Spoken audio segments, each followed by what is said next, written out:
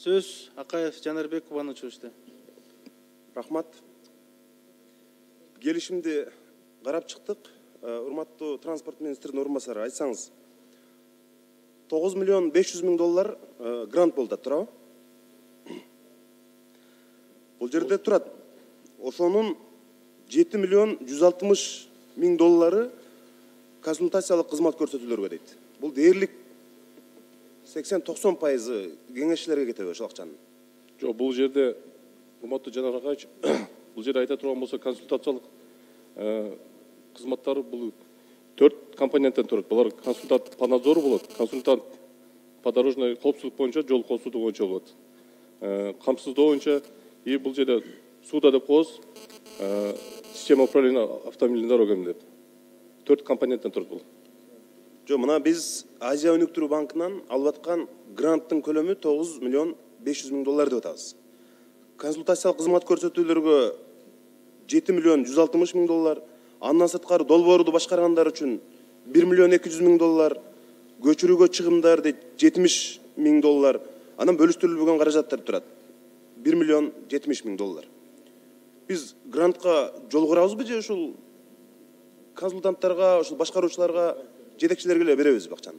Жол курууга грант берилбейт да. Бул грантты бул Азия өнүктүрүү банкынын шарты ушундай экен. Булар именно ушу консультациялык көзөмөлгө и жаңы реформа жүргүзгөнгө ушуларга берет экен, берип атат да, алчы.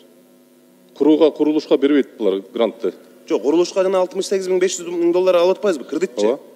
А бирок мисалы мына 7 консультант иштей турган болсо, эгерде ошол жол, ал долбоор даяр уже курулуп аткан жол дал. Баары бар, туурабы? Даяр буга чейин иштеп аткан жол.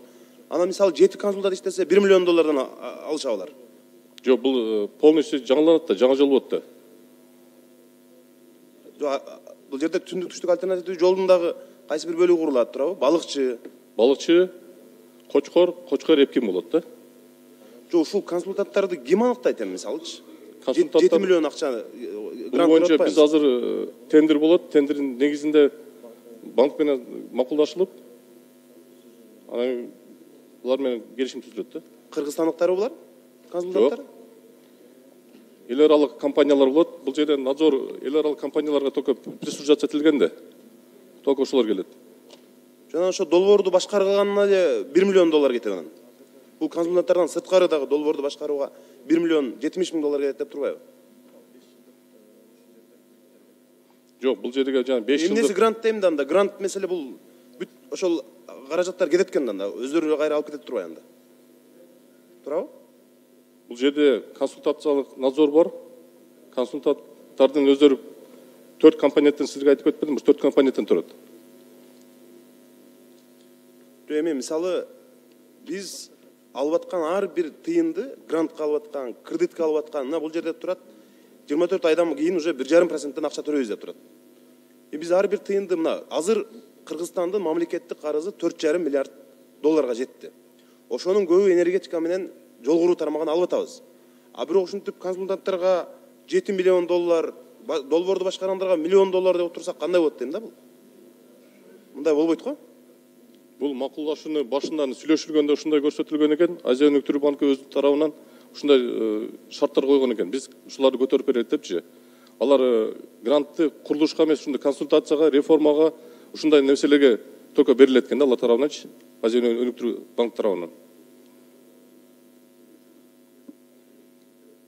10 секунд. Эми мунун баары мына кайра биз төлөй турган акчалар да. Ошон үчүн ар бир тыйынын караш керек менимче. Ушул сумманы да кайра карап чыкканга мүмкүнчүлүк болсо карап чыксаңар мындай. Өтө эле кымбат го мында мунун баары. Макул, рахмат.